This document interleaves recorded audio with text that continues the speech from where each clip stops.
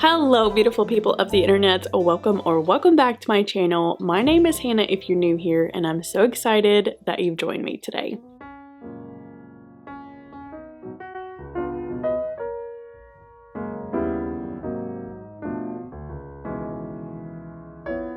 For today's video, we are going to be diving into another reading vlog, and not just any reading vlog. I figured for the month of February, because it is the month of love, let's read some romance books together. In this video, I am going to be picking up 3 different romance books and just kind of taking you along with me for the ride. The first romance book that we're going to be picking up is actually one of my most anticipated romances of the year, and that is In Your Dreams by Sarah Adams. This is book number 3 in the When in Rome, Kentucky series. This is actually the final book in the series, so it's really sad that I'm holding it in my hands. But I really just hate to say goodbye to these characters. I have loved them so much. The first book is When in Rome, and the second book is Practice Makes Perfect, and this is the last book. Each book follows a different sibling. They are interconnected standalones. Me personally, I would recommend reading them all, like in order, but you do not have to, which is why I am including it in this vlog, because I do think that each story has its own uniqueness, but I would read them in order if I were you. The first book follows the brother, and then Practice Makes Perfect follows Annie, and then the last book, this one follows Madison, and I believe Madison is more uptight, workaholic type. Madison Walker left Rome, Kentucky, determined to make it in the culinary world. But after years of chasing success in New York, all she has to show for it is her shattered confidence and a desperate need for a fresh start. Coming home isn't part of the plan until an unexpected job offer lands in her lap: the head chef position at a new farm-to-table restaurant in her hometown. The only catch, it comes from James Huxley, the owner of Huxley Farm, her brother's best friend. Oh my gosh, I'm so excited. I'm so excited. I had no idea that this had to do with food. I am all about foodie romances, so that's really exciting that she's a chef. Anyway, that's what we're going to be picking up first in this reading vlog. What we're picking up next, I'm not 100% sure. You're going to know when I know, okay? So I just figured this would be a fun ride. Let's read some romances together. Before we start reading, I do want to point this out. Sarah Adams is typically a closed-door romance, but in the past 2 releases, she has included some intimate scenes. But I do appreciate the fact that at the very beginning of the book, she puts like a content warning author's note at the beginning, kind of telling you what to expect. And she does kind of highlight those specific chapters if you wish to skip those. And there's also some other content things that you need to be aware of going in. So I really appreciate that. I wish more authors did that personally. And she included a little map of Rome, Kentucky. Oh my gosh. I'm so sad to see it leave. There's Noah's house. There's Annie's house. The florist. The pie shop. I'm so sad. I'm gonna not be sad while I'm reading this book, okay? We're not gonna get out of here feelings, okay?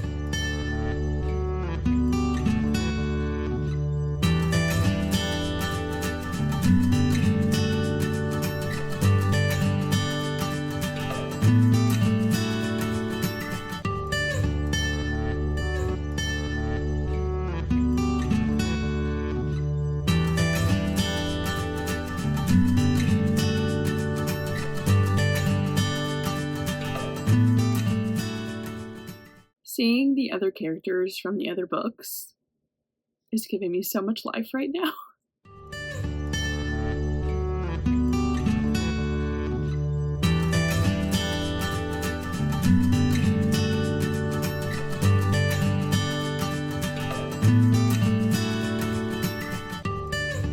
Okay, friends, it is officially time for me to come and update you on this book. Editing Hannah here. I just want to apologize really quickly for the audio in these next couple of clips because I'm using my phone, and unfortunately when I use my phone the audio is not up to par. So I promise you it gets better. Just kind of hang in there with me, okay? Thank you. First off, I have had the entire day off today because we have had snow and ice and sleet and all the things. So please just ignore the fact that I look like an actual gremlin right now, but we're going to move on anyway. So let's talk about In Your Dreams. So far, I've made it to page 56, chapter 6, and I have so many thoughts at the moment, but also it is this the very beginning of the book. I feel like coming home. I feel like I have gotten a warm hug from not visiting this place in a really long time, and I'm finally back with them and with these characters and seeing all of the sisters, seeing all of them put together, and it's just precious. And it's just a small town, and it knows everybody. And I just love this series so incredibly much. And I am really liking Madison's character so far. I think she's very spunky and very quirky. And I'm really liking our male main character. Guys, I didn't realize, but this is the trope of he falls first. And it's also boy obsessed. Like, he's obsessed with her. I don't really have any other words for you besides that. It's going really well so far. I am going to say this because I feel like somebody needs to say it. This series has shifted. I feel like When in Rome was very clean and it didn't really have a lot of language in it. I cannot remember. Do not write that down. But I feel like as this story has gone on, Sarah Adams has shifted her writing just a little bit because this one does include, I think, 2 open door scenes and some language throughout it, which I'm pretty fine with language usually. And I do like that she puts the specific chapters in the very beginning of the book. I really wish more people did that. But I feel like she shifted in her writing style and what she puts in her books. And I don't quite know if I'm loving that or not. I just kind of wish she would have stuck strictly to like all the feels. All right, that's the update. Not a big one, just a bunch of squealing, but I hope you kind of understand my feelings so far. Okay, let's keep reading. Hi friends, I am coming at you from another snow day. We got another snow day today, and it has been kind of a calm day, and I have had a chance to get to 50% of the way through In Your Dreams. And I have a lot to say about this book, and can we just talk? Can we just have a conversation, girl to girl, friend to friend? Because I feel like what I'm about to say may offend some of you, and I don't want that to happen. Okay, I'm not here trying to personally attack anybody. This is just how I'm currently feeling about not only this book, but about a lot of things. So, like I said, I have made it to 50% of the way through, and I have been tabbing. So, it looks on the outside that I'm having the time of my life with this book. And yesterday I did tell you how much I was enjoying it. Her books always feel like coming home to me. Truly. They always feel like a big warm hug, and revisiting the characters that I have fallen in love with and seeing the other characters from the other books, it just makes my heart so happy. And Sarah Adams can write really good quotes. I mean, she is just fantastic at writing quotes that just make you feel things, okay? But let's talk about the other side of it, because at this point in the book, I am very annoyed, more so at our main character, Madison. Let me get this off my chest first. Here recently, I have had a very big gripe about over-sexualizing things that don't make sense. So, for example, these guys are in their 30s, right? And they're having conversations with their friends, with their family, with the people around them. And it seems like every conversation that these people have is in some way sexualized, whether it be an innuendo or something just completely off the wall. What? Like, what kind of full grown adult has those daily conversations? Like, we're all adults here, right? And we can agree that we don't talk like that on a daily basis. And it doesn't make sense when you're making these characters talk like that. Some of my favorite books have a couple of open door scenes, and we haven't even got to an open door scene yet. And I feel like this entire book is so heavily saturated with lust. And I think that's where I'm getting annoyed, because I am such a love person. I love love. I love to read about love. And I love to see these characters fall in love. And I love to see characters fall head over heels for each other. And I don't love lust. Does that make sense? I do not want my romances more lust driven than love driven. And unfortunately to me, I think this main character, Madison, right now, all she is feeling for this man is lust. And thank goodness for this man right here, because he loves her. You can feel it, you can hear it, you could see it, you could touch it. I mean, you could cut it with a knife. He loves her. And you could feel it in what he says, in the quotes. Again, most of these tabs are from him because he's just the best. And I'm feeling absolutely nothing from her. Absolutely nothing except her lustful comments about him. And it is annoying me so bad. And I did get off track. I think it's not only my gripe towards books nowadays, but it's also my gripe towards media in general. Movies and shows are the same way. We're currently watching Stranger Things, the last season. Why? That show is a horror show. Why are we talking about all of these sexual innuendos? Why is it over sexualized? Like, guys, we're all adults here. That is a part of life. It is a beautiful part of life in marriage, in my opinion. But why is it talked about so much so that we're saturating our movies, our films, our books with it? I hope that I'm not coming across as a prude or someone that's trying to look down on people that like more lust-driven books. I promise you I'm not. They're just not my cup of tea. And it's a huge gripe for me to turn on a TV show and just be completely hit in the face with lust. You know, am I the only one feeling this way? Because if you are feeling this way too, I need you to tell me, because I feel like I'm alone on the island, okay?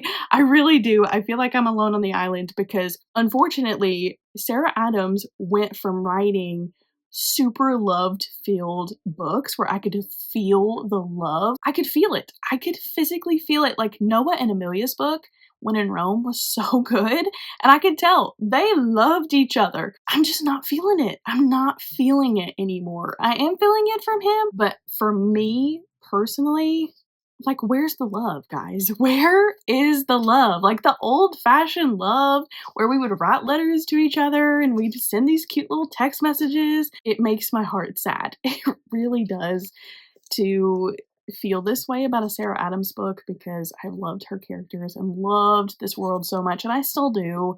It doesn't change anything for me, but I am feeling rather annoyed with this one. And listen, I'm not ignorant to the fact that this is a romance reading vlog, okay? I know that I'm going to run into things like that, and I'm not ignorant to that fact. I am reading an adult romance. I'm probably going to come across those things a couple of times in this video, but in my opinion, I do think as a society, we are over-sexualizing everything.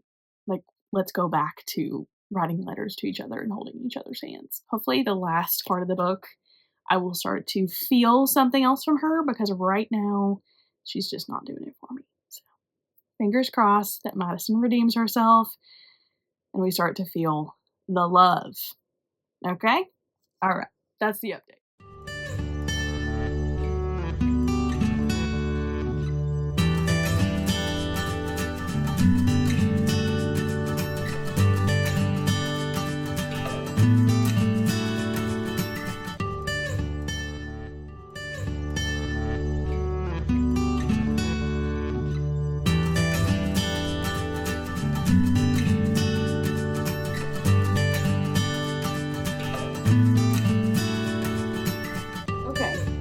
So I didn't come back on last night because I would not have been nice. And I can't guarantee that I'm going to be nice now because I don't really have nice things to say. Then I'm going to try to be a little bit more positive. So let's try that. Okay, I have finished this book. And if you can tell, I actually physically went back and took out my tabs because I gave this book 2 stars. I gave a Rome, Kentucky book by Sarah Adams 2 stars. I love this series so much. And I gave this book 2 stars. So I'm going to tell you what I liked about it, and then I'm going to go into the thoughts of my dislikes and things that really annoyed me. So, what I liked about it, I like 2 things about it. 1, was James Huxley, the mailman character. He was fantastic. I could really tell he loved her so much, and I could really tell that he was here for this romance. Like, he really loved her, he yearned after her, and I love to see it. And again, most of the tabs that I did have at the beginning were from him. And the second thing that I really liked about it was obviously revisiting the characters that we have loved and seen from the other books. That's just always a fun time to see the other characters that you fell in love with. And there was a good surprise from the other characters in this book that I really enjoyed, and that was pretty much it. So let's talk about the things I did not like. If you can see this little thing right here, that's my curtain. I'm sitting in front of my window. So what I did not like about this book was pretty much what I told you yesterday, was the fact that it was trying so hard to be something that it's not. And this is coming from somebody who started at the very, very beginning of this series. I started with When in Rome, which is the first book. And then there's 4 books. This is book 4. And so I read the whole series, and it's painstakingly obvious that either she made the personal choice or somebody pressured her into putting more of these things in there. But it's painstakingly obvious that she tried too hard with this book and tried to put more than enough of over-sexualization, lust, whatever, in this book. It was so obvious. This is not at all an attack on Sarah Adams personally. I think she is a great person, but also it does, for me, cheapen her writing when we're trying to be something that we're not and trying to mold into something that we've never done before, when it's this obvious. Like, what was this? What was this? Guys, if you've read it, I need to know if you kind of felt the same way, because it felt like every single chapter we were talking about something. There were 2 open door scenes, and it tells you right at the beginning of the book what chapters they were, and I appreciated that. But throughout the entire book, everybody talked about it, and it wasn't even between just these 2 characters. Everybody was having these lust-filled conversations. And to myself, I'm thinking, who goes and talks to their siblings and their friends about lust this much? Like, this is on the daily. Like, what are we doing here? What are we doing here? And if you read this book, I really need you to let me know your thoughts. You can comment down below, or you can send me a private message. I would really love to know how you felt about this book, because I feel like I'm on a different planet. Like, what was this? I'm done talking about this book. I am so sad that I'm ending the series on a 2-star, but unfortunately it just missed the mark for me. Hopefully this video gets a little better, because we're starting it on a 2-star. I'm really excited about the next book, but I'm not going to tell you it yet because I have something up my sleeve for that. But I will see you when it's time to announce book number 2. Alright, I'll see you when I see you. Hello friends, it is officially time to start book number 2 of this video, and I'm so excited about this for a number of reasons. So the book we're going to be reading is People We Meet on Vacation by Emily Henry. This is indeed my very first Emily Henry book. I did try to read Beach Read at the beach one time, and I got distracted and ended up putting it down. So this is my first full-fledged effort to start an Emily Henry book, and I'm excited because I don't know where I'm going to fall on the Emily Henry scale, because I feel like a lot of people really love her books or they don't. So I'm excited to see where I fall. And another reason I'm excited about this book is because I am going to be buddy reading this one with a pretty cool person. Some may say this person is like the closest person in my life. If you guessed it, I'm going to be reading this book with my husband, Casey. Mr. Teacher's TBR is joining us for this book. Let me explain, because I feel like that is really random, but we were scrolling through Netflix the other day trying to find something to watch, and he actually came across this movie adaptation, and we watched the trailer. And fun fact about my husband, guys, is he's always down to watch a girly show or movie. Okay, he will never admit it to you, but having a man that is manly on one end and is so down to watch some shows like this is the best experience, hands down. He is the coolest dude ever. Like, if I brought him any problem, he would be able to fix it. But if I asked him the other night to watch Pride and Prejudice with me, he would. And looking over and seeing him hooked line and sinker just as much as I am is the best experience, hands down. I do have a really cool husband, and so he came across this movie trailer and we watched it, and he was so excited. He was like, we have to watch that. That looks so good. And by the way, he's never seen Tom Blythe's best movie, which is Songbirds and Snakes. I think that's next on the to be watched. So he wanted to watch it, and I said, absolutely not. We have to read the book first. And he was so down for that because he's actually gotten back into listening to audiobooks. He's actually read a lot of the series that I have loved. He read the entire Divine Rival series. He read the entire Empyrean series. He finished the entire Throne of Glass series, and I've not even done that. I think he's going to listen to Powerless next. I mean, he's just on a listening train, and he has been really enjoying that. So when I mentioned reading the book, he was also down for that. So hopefully we will get Mr. Teacher's TBR's input throughout reading this book. He is on page 41, chapter 5. So he is this far.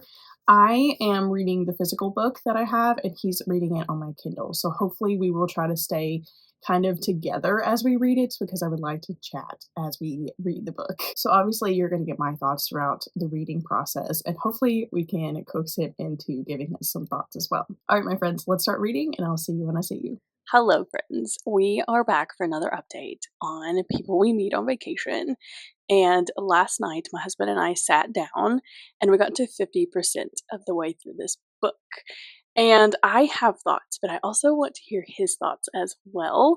So as for my thoughts, I am really enjoying this one. I actually do see why people have a gripe with this one, because there is a lot of miscommunication, because these two people have been going on vacation with each other and then they just abruptly stop, and then you don't know why as the reader. So I feel like there is a miscommunication trope, and I do think that that gets on a lot of people's nerves. Me personally, it doesn't really bother me, but we're going to get my husband's thoughts on 50% of the way through. World, let me introduce you to my husband, Mr. Teacher's TBR. How are you? I'm doing great. Tell me what book you're reading. People we meet on vacation. Who's it by? Emily Henry. Yes. So far in the story, you are following Alex and Poppy. And Alex and Poppy were best friends until they weren't. They stopped hanging out because something happened, like I said, with the miscommunication thing, and you don't know what's going on. So my thoughts are, I'm enjoying it, but I can also see why some people don't. I do think Casey is feeling some sort of way about that. What are you thinking so far, 50% in? It's good. Poppy is blind as can be.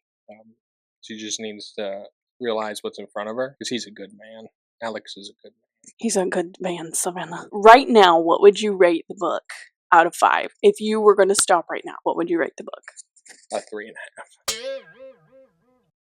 A 3.5. I would at least give it a 4 right now. That's where I'm at right now. What do you say to all the married men out there that refuse to read romance books with their wives?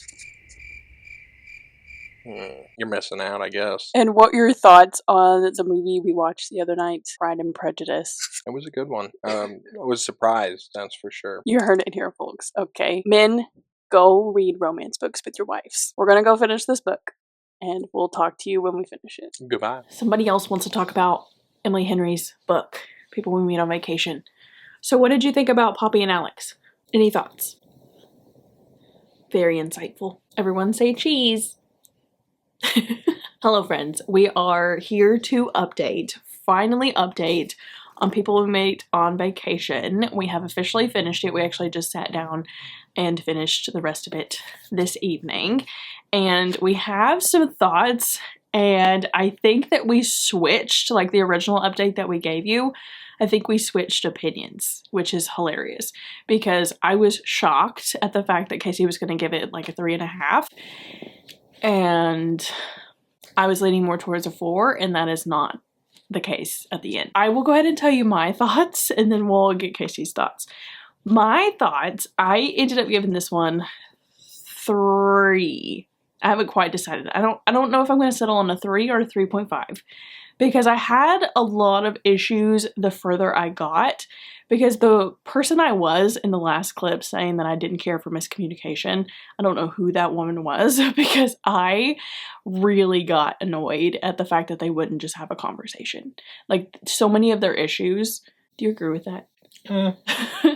So many of their issues could have been solved with just sitting down and having a conversation. Like, it doesn't take a lot. Just sit down and have a conversation. And then I really do not care for the girl best friend. Does that make sense? Like, if a couple is together and then there's a girl best friend involved, I just feel like Poppy was very much meddling into Alex's relationship, especially with, that's a spoiler. Can't say that. Why not? I really got annoyed at the fact that Poppy would just meddle her way into Alex's relationships. It gave very much pick me girl attitude. But anyway, there were just a few nitpicky things that I had going on and a few problems that I had, especially with our girl Poppy. Some of my problems were not Casey's problems. And Keith Charles, will you please tell us your thoughts of people we meet on vacation?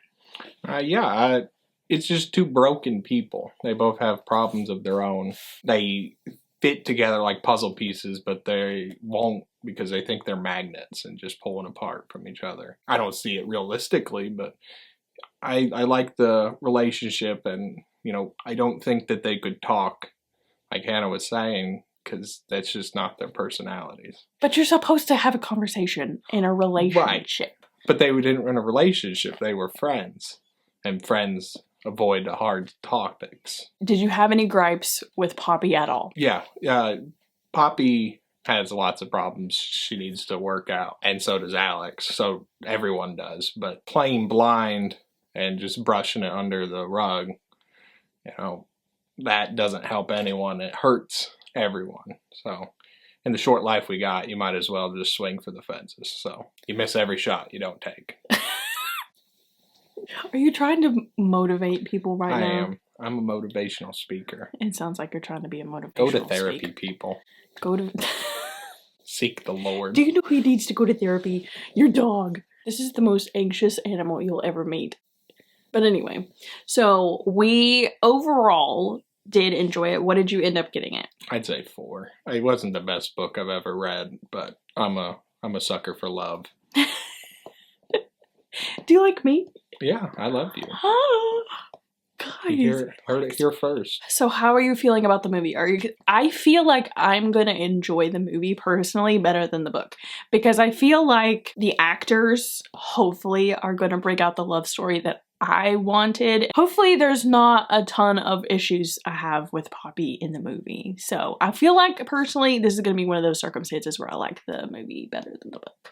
But what are you excited for the movie? I'm excited. I didn't realize it was Tom Blythe or whatever his name was. I was picturing someone else, but guys, this man's never heard of Tom Blythe before. Okay, he's never seen Songbirds and Snakes, which I personally think is his best movie. And I really don't know anything else that he's done, but I feel like Tom Blythe has been all the rage recently, and he just had no idea about Tom Blythe. But he says he doesn't think that Tom Blythe is a good depiction of Alex, which I completely disagree with that. Would you still recommend reading romance with your wife? I still would. Just do it.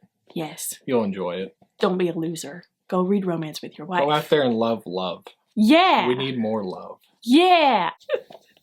All right, friends, that is it for people we meet on vacation. Thank you to Casey for joining me for this portion of the video, and I will see you when it's time to choose book 3. Bye! Bye-bye. Hello friends, it is officially time to pick out our third and final romance of this video, and it is going to be The Rom-Commers by Katherine Center. This has been one that I have been eager to pick up. I've only read one other book by Katherine Center, and it was The Bodyguard, and I really, really loved that one. That one was a closed-door romance. I cannot speak for this one, obviously, but I think this one is about a screenwriter. Yes, Emma Wheeler desperately longs to be a screenwriter. She spent her life studying, obsessing over, and writing romantic comedies, good ones, that win contests, but she's also been the sole caregiver of her kind-hearted dad, who needs full-time help. Now when she gets a chance to rewrite a script for famous screenwriter Charlie Yates, the Charlie Yates, her personal writing god, it's a break too big to pass up. Okay, sorry about the angle change, my battery died, but this sounds really cute and I'm excited to jump into another Katherine Center.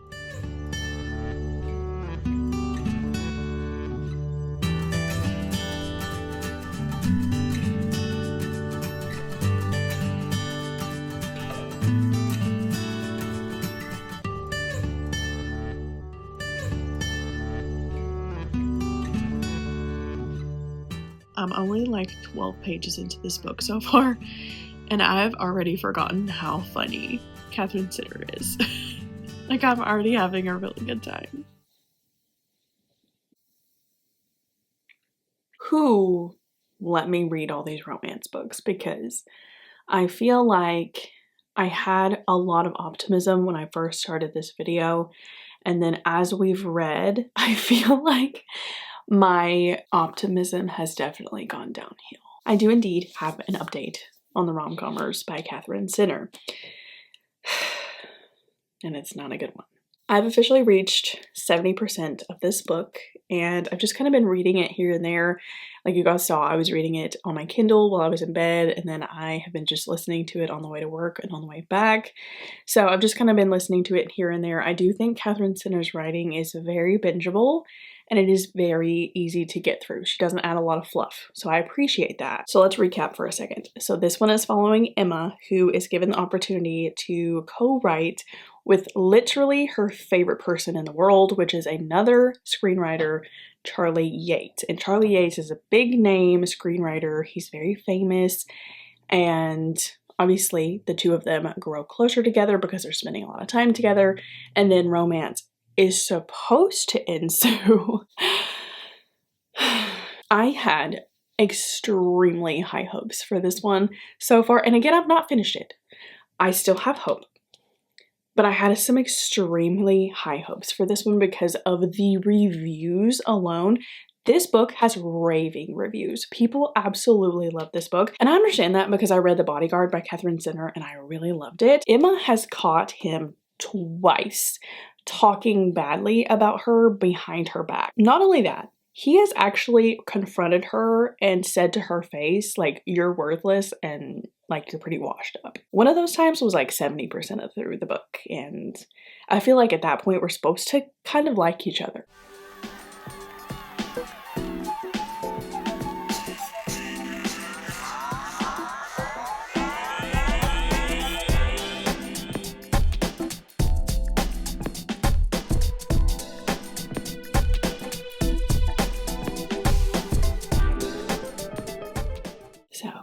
Unfortunately, that's my thoughts, and they're not nice. So I'm so sorry. This is not a personal attack. If you loved this book, please do not take it as so. Those are just my thoughts. So anyway, yeah, I'm going to try to finish this tonight, and I don't see it getting better in the last 30%, but we'll cross our fingers and hope so. So I fear I have some explaining to do. The last clip that I filmed for the Rom-Commers, I was 68% of the way through the book. I am not sure how much I am going to play of the clips that I filmed when I was 68% of the way through, because the creature that I was at 68% of the way through is not the same creature that I am now, because things have changed and things did ensue and things did change. You may hear a little bit of what I had to say, but I promise you I was very mean. Hannah doesn't get mean, and I was very mean to this male main character because for 80% of the book, and I am not exaggerating, quite literally 80% of this book, I hated him. I did not like our male main character at all. And I was really harping on him at the fact that he was treating her like garbage. And I could not understand why he was the way that he was. If you read this book, then you know that Catherine Sitter does reach a point where she explains why things are the way that they are. Does it redeem it for me? I don't know. I was hoping that you would know, because I don't know. I don't know if it redeemed him for me or not, because that was my biggest gripe of this book, is that I wasn't feeling the romance because I didn't like him. I did not like him, and I couldn't get over it. I couldn't get over it. I couldn't understand why she was pursuing him no matter what. And do I think that it hit me like a truck when I finally realized some of the things that were going on? Yeah, it did. And do I retract some of the things I said? Yes. But I will say, one of the things that I said in those clips is it's really hard for me to justify bad behavior based off of life circumstances because I just don't understand that, period. Like, we all go through things and we all endure things to an extent. I know that everybody's circumstances are different and everybody's circumstances can be leveled. Like, some people have it worse, some people have it better, whatever the case may be, but we all go through things that are terrible in our lives. But that does not, to me, excuse bad behavior. It's just really hard for me to put my stamp of approval on it when I did not appreciate the things that he was doing. Does that make sense? I can't say too much without spoiling the book. Do I recommend this book? I don't know. I don't know. I had so many issues with it. And then I've also talked to friends that loved the book, but they loved it throughout the entire thing. I never once loved it. No, I actually hated it. I hated it like 80% through. And the last 20% kind of redeemed it, but not really. It's still like very much on the fence for me. So I have decided to give it a 3. So if you came looking for a helpful review on this book, I'm so sorry I don't have it for you because I don't even know. I don't even know my review. I know it wasn't a 5-star and I know it wasn't a 1-star. The rest of it gets fuzzy. I don't know. And that's where we're going to end the video, guys. I actually am pretty bummed about the results of this video because these romances did not turn out to be what I wanted them to be. So I am pretty bummed about that. I am so sorry if you were looking for 5-star reviews from this video because so was I. But nevertheless, love is a beautiful thing and I truly hope that somewhere this weekend and really all the time that you feel loved and cherished, because just know that you very much are. And until next time, my friends, remember, this world is a better place with you in it. Happy Valentine's Day and I will talk to you soon. Bye, guys.